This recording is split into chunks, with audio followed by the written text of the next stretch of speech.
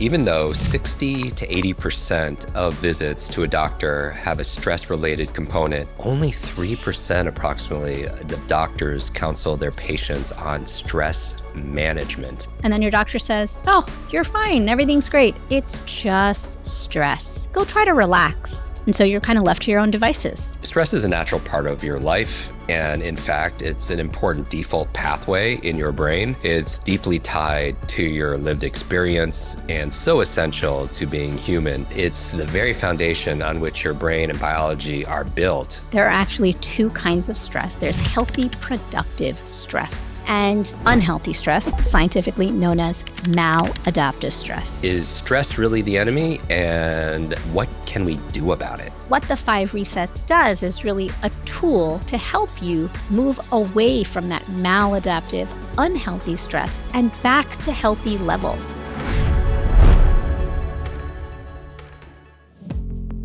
Welcome back, Kwik Brains. I am your host and your brain coach, Jim Kwik. Today, we'll discover how to reset your stress. Chances are everything good in life was created because of a little stress. A healthy amount of stress is important because it's an adaptive response to life's demands. It serves a very functional purpose to move your life forward. The key is to figure out how much stress is too much stress for you and when it becomes out of tune with the frequency of your life. Our guest today is Dr. Aditi Nerurkar, a Harvard physician, speaker, and television correspondent. She was recently named 100 Women to Know in America for her work in redefining stress, burnout, and mental health in the new normal. Before becoming a physician specializing in stress, Dr. Aditi was a stressed patient looking for answers.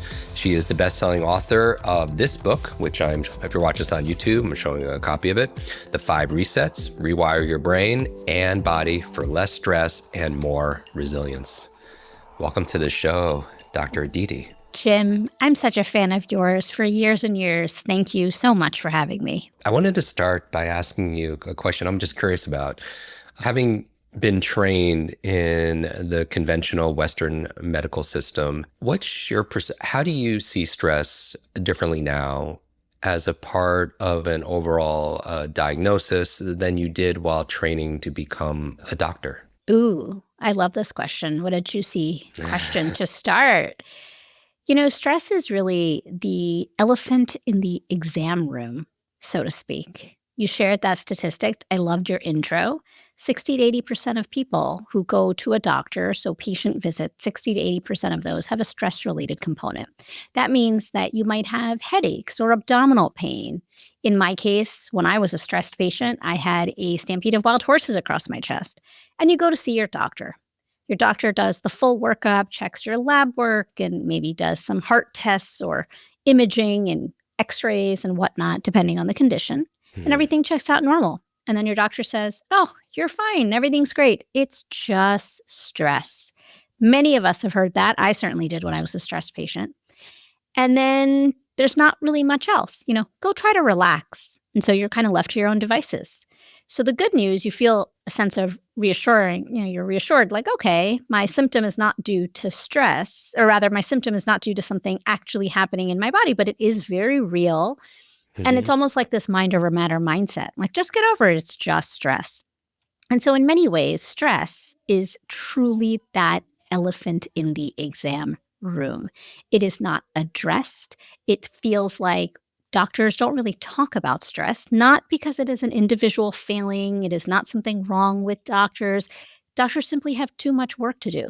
There's another statistic that for a doctor to really do their job well, they would have to work 27 hours a day. Now, these are impossible standards. Doctors are held to impossible standards.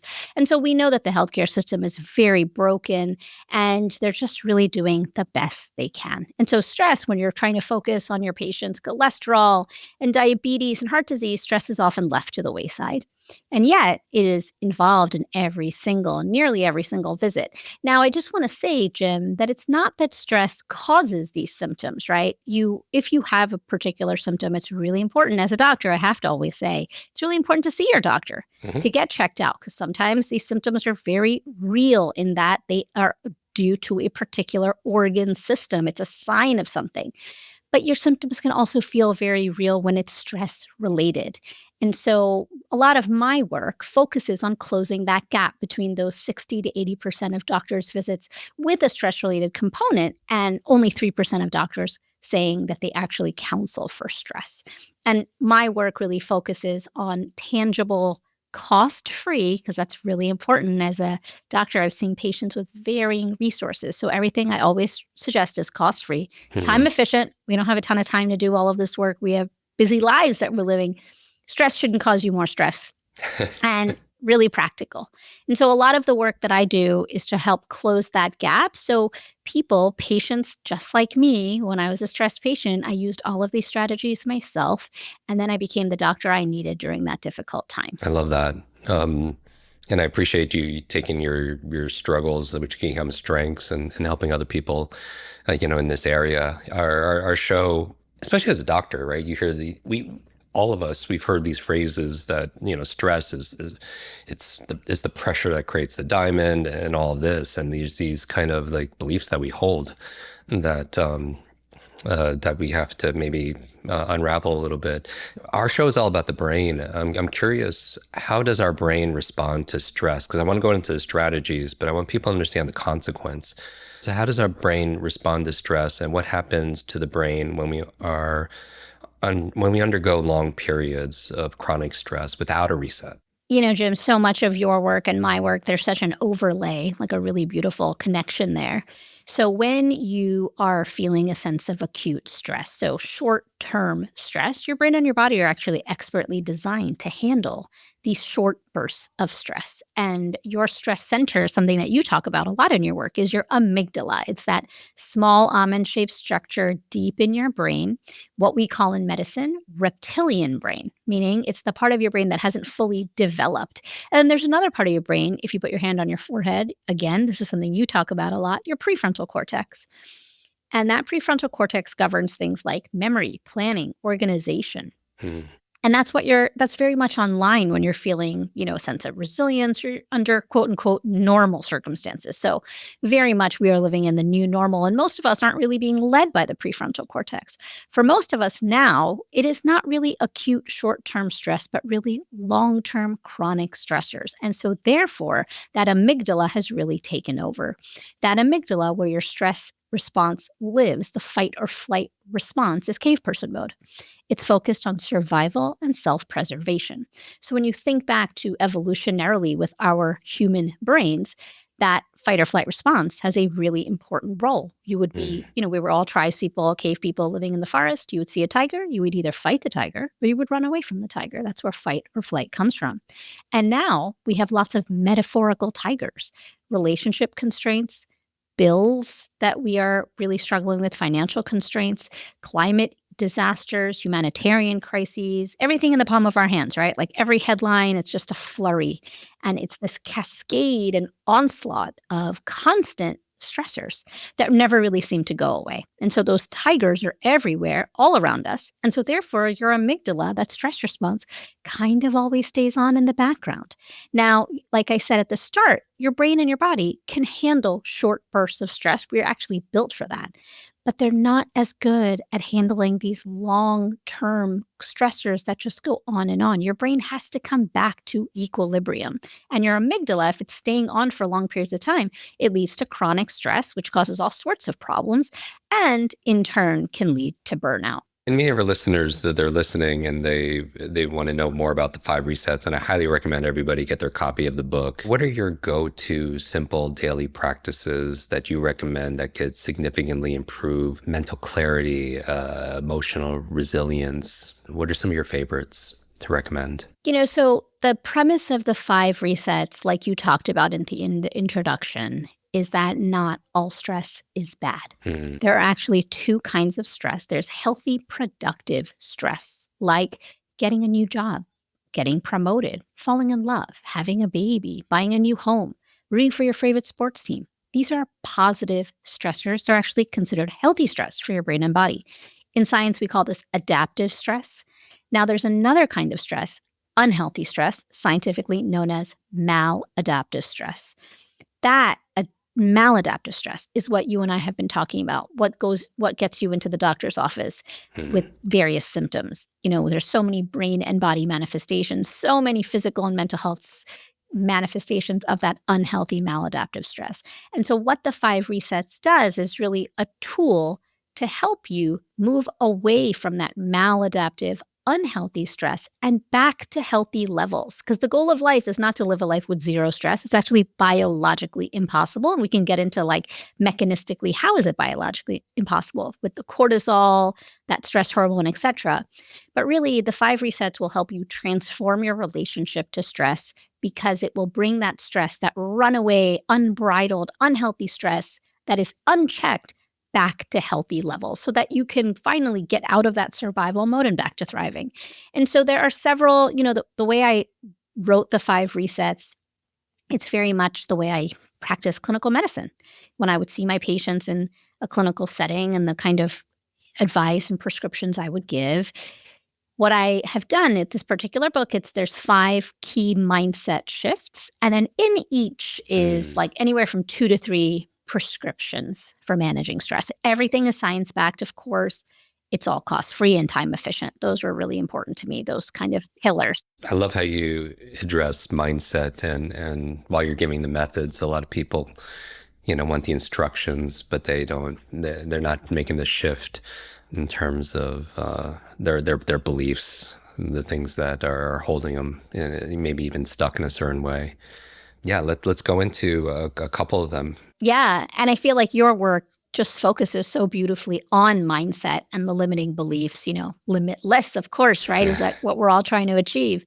All of the book is meant to get you out of amygdala mode and back to the prefrontal cortex so that you can actually, finally kind of live up to your highest, best self. Yeah, because sometimes when you're stressed or you're in fight or flight, you're in survival mode and maybe holds you hostage away from that executive functioning, to your creativity, to your ability to remain focused and solve problems. And it's actually by design, Jim, because your amygdala, by design, is focused on your immediate needs, survival, self-preservation, what's happening in the immediate terms.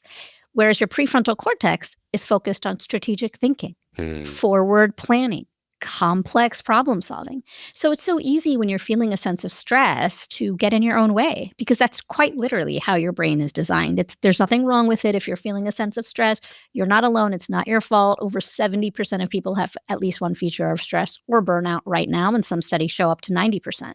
And so the first kind of reset is get clear on what matters most. And this is kind of a foundational element to a lot of the work that I do, which is mind-body connection and how to connect your brain to your body. And so what this means is get clear on what matters most. When you are feeling a deep sense of stress, your inner critic, right, has a megaphone, because that's also powered by your amygdala. It's a voice inside your head that's berating you, telling you all of the ways that you're wrong or weak or less than or undeserving and unworthy. I mean, we all have that voice, and it just gets louder when you're feeling a sense of stress because your brain is trying to keep you safe. It's trying to keep you protected. Again, that amygdala, self-preservation. And so the first reset really tries to get into that megaphone and takes that megaphone out of the hand of the inner critic. And when you are feeling a sense of stress, you are likely saying to yourself, what is the matter with me? Why do I feel like this? What's the matter with me? And instead, the first reset asks you to reframe that inner dialogue. It's less about what's the matter with me, and rather, what matters most to me. And now, most is not this existential big ask. It is a very concrete thing, but using the brain and the biology of neuroplasticity and brain and changing your brain. And so MOST is an acronym. M stands for motivating, O, objective, S, small enough to guarantee success, and T, timely. You pick a goal that's within 2 to 3 months, of a time frame that you can achieve, something very doable, something that you've wanted to do for your mental health or physical health, for ultimately less stress, like you want to get to bed earlier. You want to have more energy. So you can look for a new job. Maybe you have a toxic boss. There's so many examples that I can give you of most goals. And so the first reset is about how do you craft that most goal? Because that most goal, it takes about 2 to 3 months to achieve simply because it takes 8 weeks to build a habit, right? It's like that's the neural wiring in the brain circuits. It takes 8 weeks. Understand that falling off and getting back on is part of habit formation. And so when you create your most goal, that is the first step to getting out of amygdala mode and back to the prefrontal cortex. And then there's several strategies in that first reset to help you actually operationalize that most goal. Like, how do you live it into your life? How do you bring it into your life? And so I talk about the backwards plan, and there's several other strategies that are all science-backed that can help you get out of that immediate need of survival and danger. Again, it's not you, it's your biology of stress. It's doing exactly what it should. And so that's sort of the first reset, getting clear at what matters most by creating your most goal. And then the rest is various other strategies. So the second reset is find your quiet in a noisy world. Reset number 3, sync your brain to your body. Reset number 4, come up for air. And reset number 5 is bring your best self forward. What I love is that you live what you teach. You practice what you post. I'm curious your relationship with technology. A lot of people view technology, obviously it makes our lives convenient in a way, but also in some ways it makes us it amplifies potentially the amount of stress. How do you integrate technology in managing health and wellness without letting it detract from your mental peace or focus? That's a beautiful question. It is top of mind right now with everything happening in the world. I talk in great detail about digital boundaries. And so we all need digital boundaries in our life. We have boundaries in every relationship in our life, Jim. You have boundaries with your partner, your colleagues, your children, everyone. And yet you have zero boundaries, and likely porous boundaries, when it comes to the relationship you have with this little thing, your digital devices. There's no boundary. And the science shows that, in fact, abstinence from your devices and technology, if you're like, oh, I don't want to engage at all.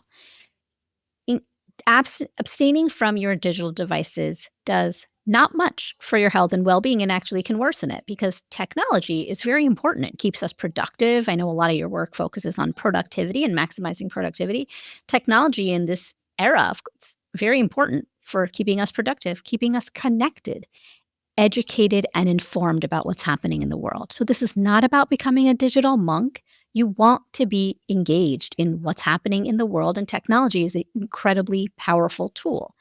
Science shows that it's not about abstinence from devices, but rather decreasing your reliance on your devices. It's about recalibrating and reconsidering that relationship you have with your digital devices. So it's about creating healthy boundaries, the same as you would with every other healthy relationship in your life.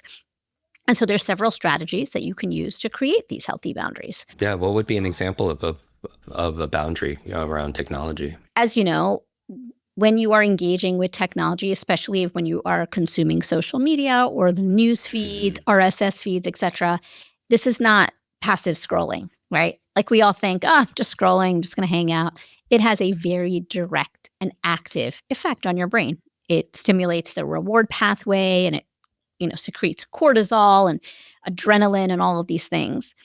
And so there's no such thing as mindless scrolling. There's no such thing as passive scrolling. It is an active response. It actually stimulates your stress response, your fight or flight mechanism. And so how do you create a boundary? One easy way is to create a geographical boundary. What does that mean? Keep your phone off your nightstand. Invest in a low-cost alarm clock instead. So first thing in the morning when you're waking up, over 90% of people are scrolling on their devices, often before their second eye is even open, right? And so instead, when you invest in a low-cost alarm clock, again, not about becoming a digital monk. Keep your phone in your bedroom. You can keep it, a little bit far away, out of arm's reach. And then you wake up and you might say good morning to your bed partner, use the bathroom, say good morning to your kids, and then engage. Because what you're doing is if you start scrolling first thing in the morning, you're priming your brain for more stress throughout the day. And instead, a little bit of a buffer can go a long way. a boundary. Again, at night, if it's not on your nightstand, you're not scrolling until late into the night. Maybe you're going to do something else. Nature doesn't like a vacuum. Maybe you would read something. Maybe you can listen to a podcast, do some gentle stretching, or, just engage in conversation. So these are really important tools. That is a geographical boundary. The other really powerful thing you can do, and again, during the day, you can keep it off you can put, if you work in a cubicle or if you work on a desk from home, keep it out of arm's reach. Ideally, keep it out of sight. Next, a visual boundary. One of my favorite kind of hacks for the brain, which you talk a lot about brain hacks, is grayscale. You can grayscale your phone. And what that simply means is switching your phone off of color mode to black and white mode. And I'm going to show you here, Jim. I have been able to, if you can see here, went right to black and white. And I have my action button in my latest phone. I have a shortcut there to do that. What does grayscaling your phone do? It's been demonstrated through the science to decrease screen time. Why? Because it makes scrolling less enticing and less, quote unquote, addictive for your brain. One marketing executive said it's like if you were walking through the grocery store and you saw black and white cereal boxes like lining the aisles, it would be less exciting, right? You wouldn't be like, ooh, I want this and this. You'd just kind of be like, eh. And that's what kind of happens to your brain when you switch your phone to grayscale. So when is grayscale important? When people first learn grayscale, I too, when I first learned grayscale, I said, I'm going to switch my phone to grayscale all the time. In fact, it doesn't really work because you need certain colors and certain apps. Like if you're ordering from online shopping, you can't actually see and engage in the same way when there's no color. So when do I use grayscale, or when do I suggest to use grayscale to others?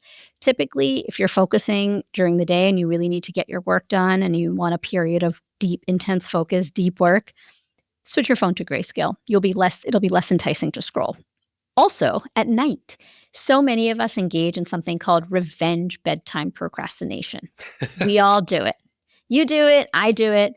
Those of us who are parents, there's a greater predilection for women to do it than men based on the science. But what is revenge bedtime procrastination? It simply means that, at the end of the day, it's like 8 or 9 p.m., kids are in bed, kitchen is clean, dinner, homework, everything is done, and you sit on that couch with a big sigh. It's like, you're finally you get a little me time. Yeah. And then you start scrolling and you tell yourself, I'm going to go to bed early. And, I'm going to go to bed at 10 o'clock tonight. Start scrolling, and before you know it, it's 1 a.m. or 2 a.m. Cognitively that going to bed early will be helpful for your all sorts of stuff, right? Your health, your mental health, your physical health, energy. And yet it is so difficult to do that. And that grayscale can help short circuit that revenge bedtime procrastination. Again, not your fault. It is just the biology of stress. And essentially, revenge bedtime procrastination is a toxic manifestation of hustle culture. If you're always on the go all day, every day, without really taking any time for yourself, we know that what that does to the brain, there's been lots of science to show the reason that breaks are important, but it then will prevent, if you take a few breaks, again, there was a beautiful study through Microsoft which showed taking frequent brain breaks throughout the day decreases your stress, cumulative stress at the end of the day. And so then you won't engage in that revenge bedtime procrastination. But at the start, when you're first learning about all these things and digital boundaries and how do you do it, just switch your phone to grayscale. It's super easy. I can walk you through it. You first go to your settings, accessibility, display, and I think it's like display and screen or display and colors. And then you go to color filters and then you switch on grayscale. And like I just showed you with my phone, I have figured out how to do a shortcut to get to grayscale, but it can be a real game changer. It just feels different when you look at the screen. It's less enticing for sure, anecdotally, but it's great that you did the research on that. The subtitle of your book is Rewiring Your Brain and Body for Less Stress and More Resilience. I'm curious, I feel like a lot of us have been programmed from a young age that tolerating a high level of discomfort and holding it together equals resilience. How do you define resilience? And what's the key there? None of the ingredients contained in the Kwik Mind product are claimed to treat any disease or health condition. Consult your own physician before commencing a nootropic regimen to ensure that this product is appropriate for you. Do you struggle to stay focused or find that your mind wanders when you need to be sharp? Are you looking for an advantage or an edge that can eliminate sluggishness and elevate your cognitive performance? That's why, after decades of research and development, I'm thrilled to bring you Kwik Mind. It's more than just a supplement. It's a key to unlocking your cognitive freedom on a day-to-day basis. Just imagine having the clarity of thought, sharp focus, better memory, and being calm under pressure. Every capsule of Kwik Mind is a blend of 5 pristine ingredients, each backed by research and chosen for its ability to support specific cognitive functions. So, are you ready to meet the sharpest version of yourself? It's just a click away. We have it all at kwikmind.com, kwikmind.com. Place your order for Kwik Mind today and join a community that's redefining what it means to live a life of mental abundance. The true scientific definition of resilience is your innate biological ability to adapt, recover, and grow in the face of life's challenges. So innately, we are all resilient. Adapt, recover, and grow. I like that. In the face of life's challenges. But what has happened over the years, particularly over the last, I would say 4 to 5 years, is that there is a new definition of resilience that's like sinister, and that is toxic resilience. And what is toxic resilience? If you compared the two, toxic resilience is a mind over matter mindset. It's productivity at all costs. It's all systems go all the time. Whereas true resilience, it's innate within all of us. True resilience honors your human limitations, understands your brain and body's ability for rest and recovery. We talked about that, right? Like it's a biological need, not a nice to have luxury for rest and recovery.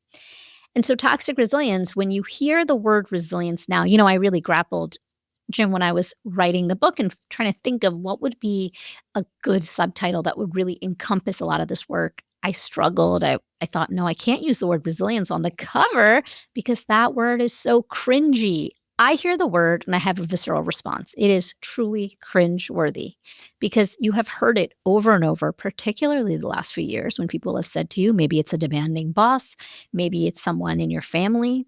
Oh, you can handle that. You're resilient. Oh, you can take on another deadline. You're resilient. Oh, you should be able to care for your kids and work because you're resilient, right? Like you hear this messaging over and over. Every culture has its embodiment of toxic resilience. Here in the US, we have the Energizer Bunny, like just keep going, no matter what, just keep going. In the UK, keep calm and carry on.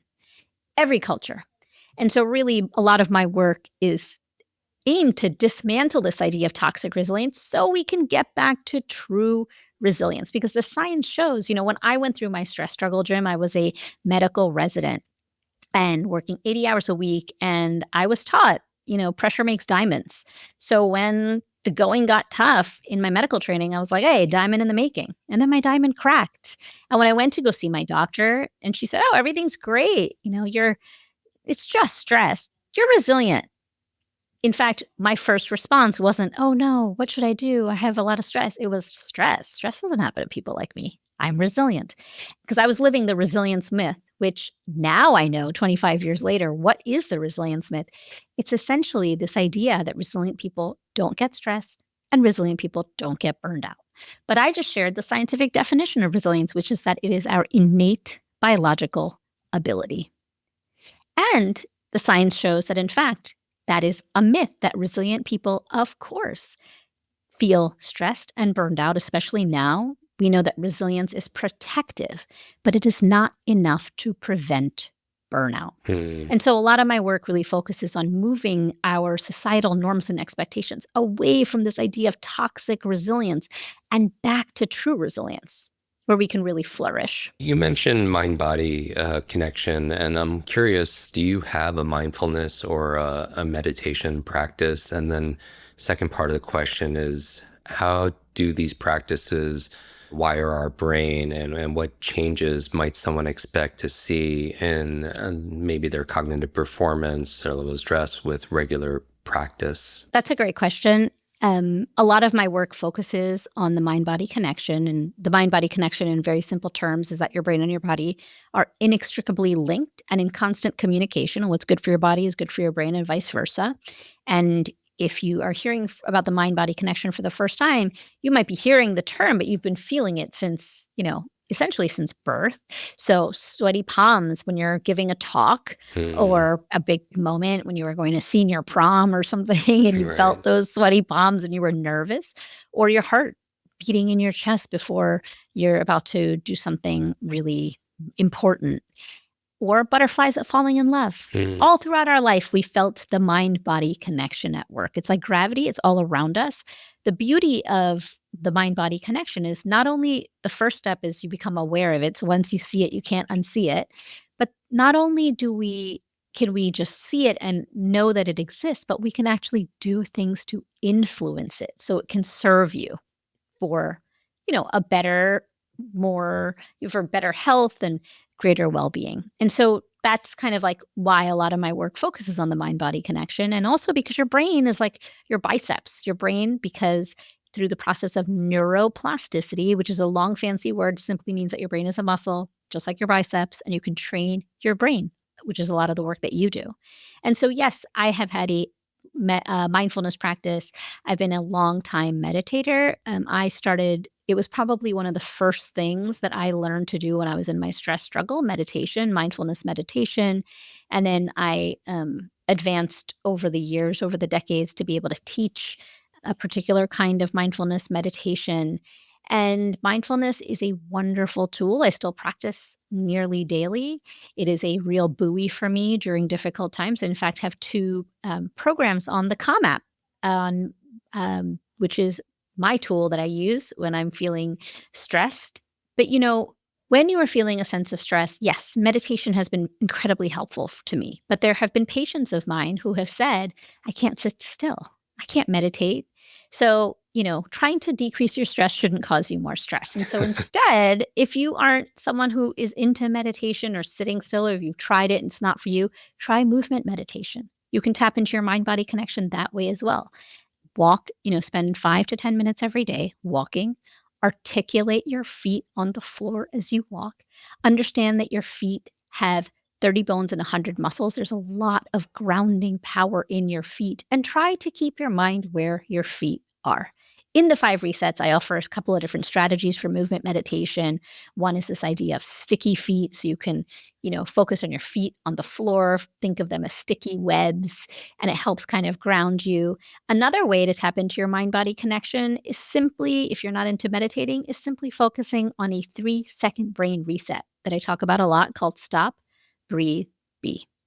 And what you're going to do, the name is in the instructions. You stop, you breathe, and you just be. You ground yourself in this present moment. I practiced Stop, Breathe, Be right before I clicked join Jim for the interview today. I practice it all day, every day. I started it in my medical training when I was going through my own stress struggle. I would see 30 to 40 patients a day, and I would knock on the door. And as I would turn the doorknob, I would say to myself, Stop, Breathe, Be. And so what does Stop, Breathe, Be do? It gets you out of that what if thinking, which is like that amygdala and anxiety and, fight or flight, doom and gloom, because anxiety is a future-focused emotion, right? It's not about the moment. It's about like, what if? And Stop, Breathe, Be gets you out of that what if thinking and back to what is in the here and the now. And when you practice it over and over and over again, it helps to rewire your brain, tap into the mind-body connection, and can help reset your stress. And I think, the reason that it all works the way it does, why Stop, Breathe, Be works, why movement meditation works, why mindfulness meditation, sitting meditation, how does it tap into your mind-body connection? The common denominator here is your breath. Your breath is the only physiological mechanism that is under voluntary control and involuntary control. Your heartbeat can't do that. Your brain waves can't do that. Your digestion can't do that. Only your breath. So you and I can sit here and we can practice Stop, Breathe, Be. And then when we're just hanging out and talking, your breath is going on in the background.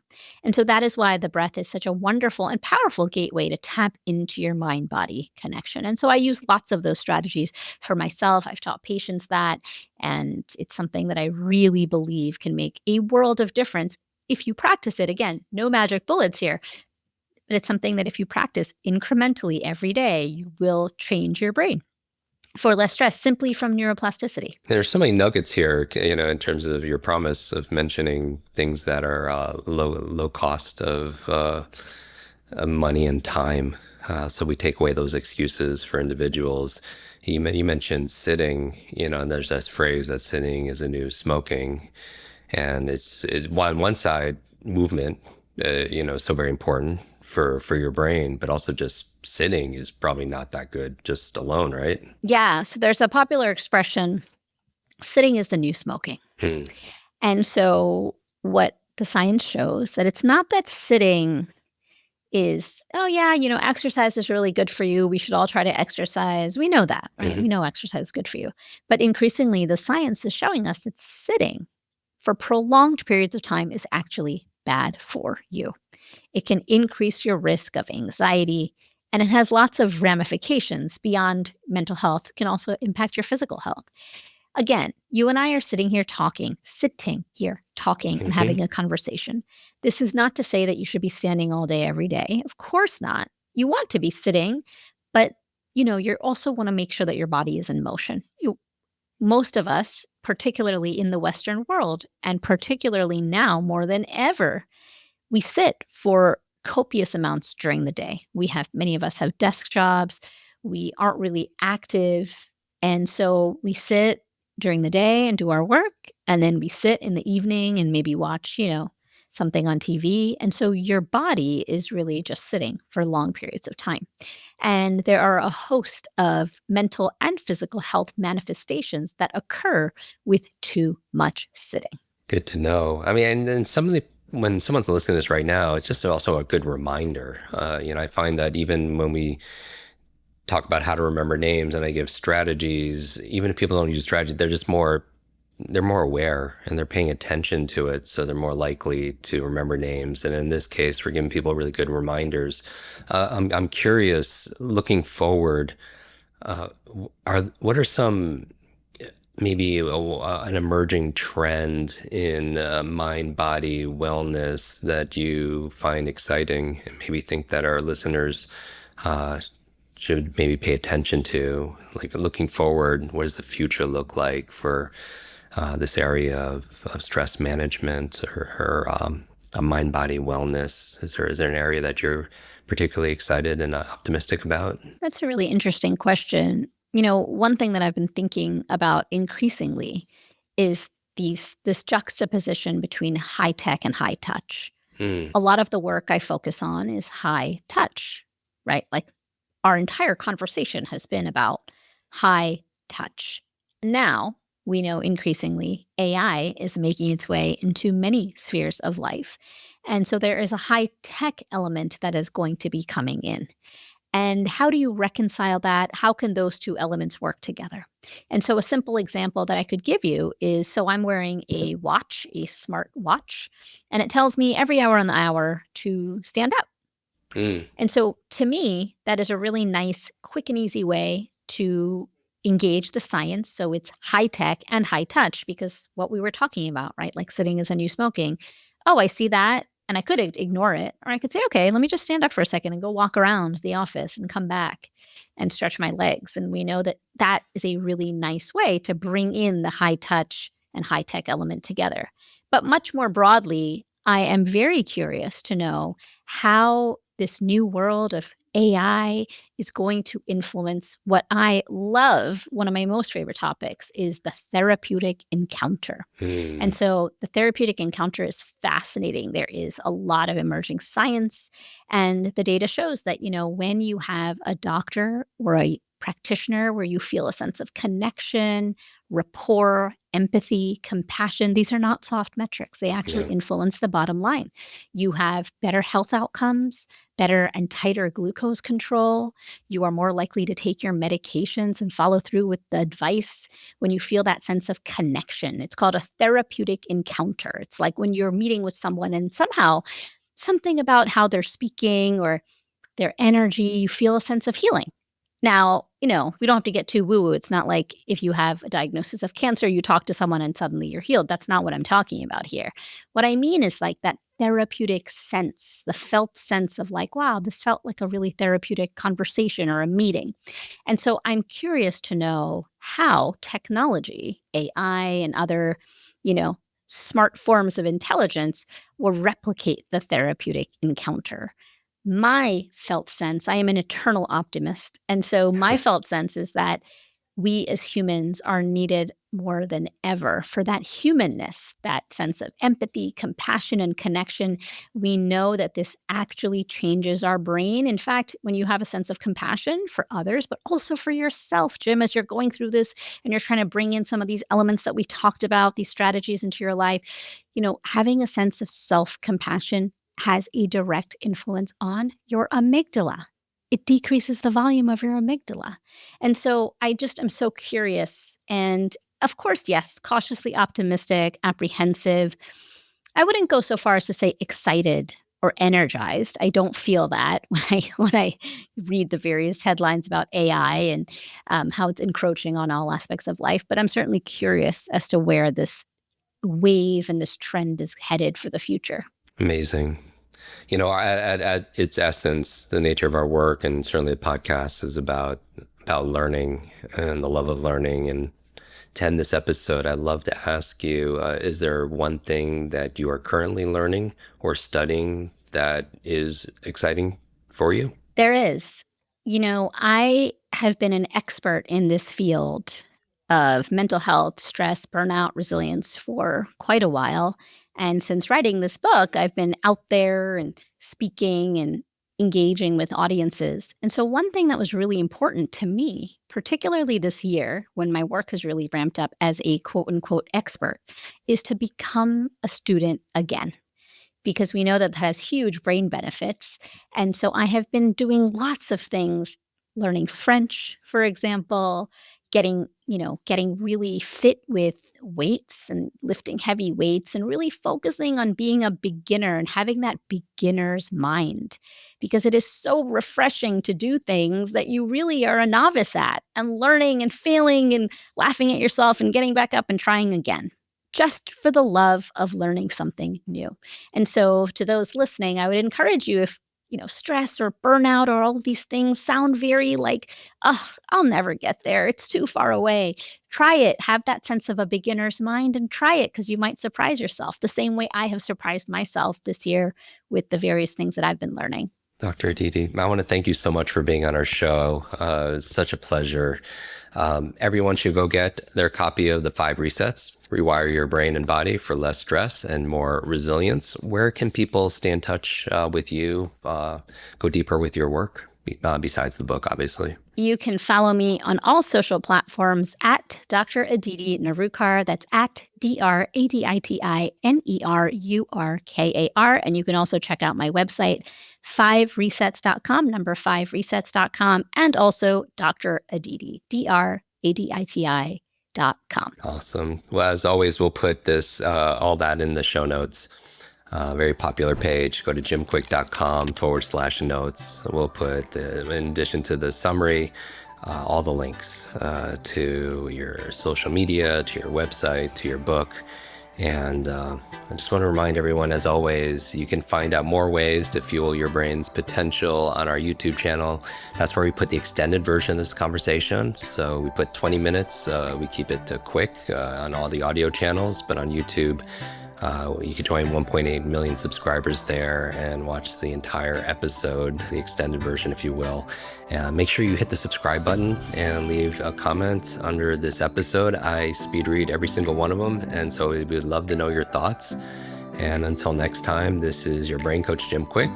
Be limitless.